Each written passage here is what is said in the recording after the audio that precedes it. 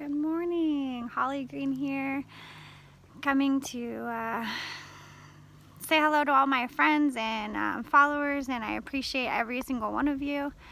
I today wanted to talk to you guys about the power of beliefs and how the things that we choose to pay attention to really make a huge impact in our lives on a day-to-day basis. Look at this beautiful blue sky. Wow. Loving it, loving the world today, appreciating everything. It is actually supposed to rain, so we got some nice deep dark clouds coming in over here. But I'll tell you what, I'm thankful for this beauty that I see around me, thankful for all these flowers and everything that comes from the rain and the beauty that this earth has to give and offer us.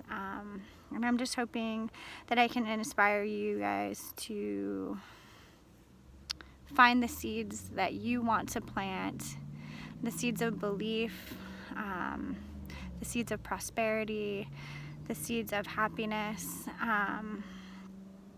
all the things that you can focus on in your life to make each day better for you.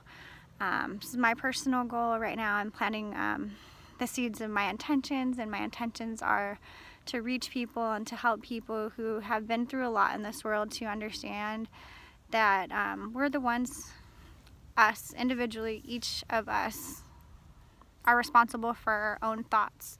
We're responsible for the way that we process and deal with troubles that we've had in our lives, and how we make or break ourselves is dependent on the thoughts that we give power to, and those thoughts become beliefs over time. So something that I think is really important about that is it's really empowering to the self to realize that you can take any situation and make it good or bad based on how you see it. Perception's everything. Perception is our reality. And when you start to perceive stuff in a negative way, you can stop, look at the situation, and try to just see it from an outside perspective. Try to perch your ego up on your shoulder, let it just sit there and not tell you where these thoughts are coming from, and try to listen to your heart, because your heart is where your true self is present, and your heart is what gives you a connection to the universe, to everybody as a whole, to God, if you will. I believe in God, but I believe in Mother and Father God, and I believe that the universe as a whole encompasses Mother and Father God and ourselves. And I believe that we are divine beings here living a temporary human experience that, you know, in the words of one of my mentors is Aaron Doty, and he always says that we are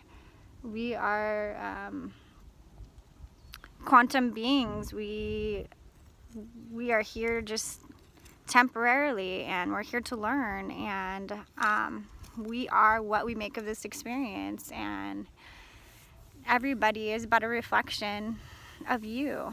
So if somebody's driving you crazy, maybe it's something that you're seeing in yourself. Maybe it's something that you see in your former self that you have tried to let go. And you know, when we encounter people that we do not want to be around, that's okay. You know, there's people who just can't get away from negativity, and sometimes it's best to just let those people go. In that process, though, you need to let them go in a peaceful way. Forgive them for anything that they're doing. Don't hold on to any animosity towards how they're feeling or how they're behaving, and just gently separate yourself from them.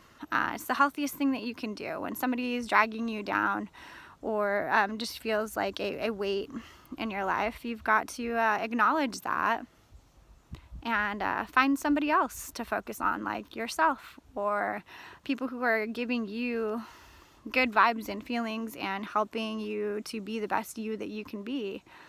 anybody else is truly a waste of time. We can send them love and send them compassion and move on, because that's all we can do. Once we acknowledge that we can only control this one vessel, we can only control this one mind, we can't change the people that are next to us. No matter how much you want to, you can only change yourself. You can only control your thoughts. You can only control your actions, and making it a priority of mine to make sure that my thoughts are positive, that my actions are for the greater good of everyone, and that I'm staying present in each moment. I've always been very much focused on the future and trying to drive myself, feeling like if I didn't focus on the future that I was going to, that I was somehow going to lose that life. That if I didn't keep always constantly reaching for the stars, and what I'm finding is the stars are right in front of me, and the beauty of life is right here, right now. And I think my favorite part about making these videos is honestly just being outside, just coming out here, engaging in nature, enjoying beautiful flowers and beautiful trees and all of the lovely things that I see here. Look at this amazing tree. It's scarred by a fire, but it's so beautiful. I could live in trees. When I was a kid, everybody called me a monkey because I was constantly climbing something, and being up in a tree was probably my favorite place to be, and it still might just be one of my favorite places to be.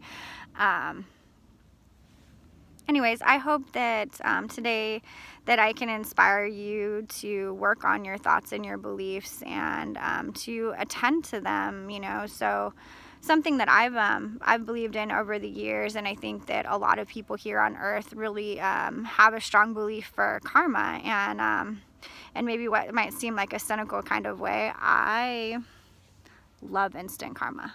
Love it.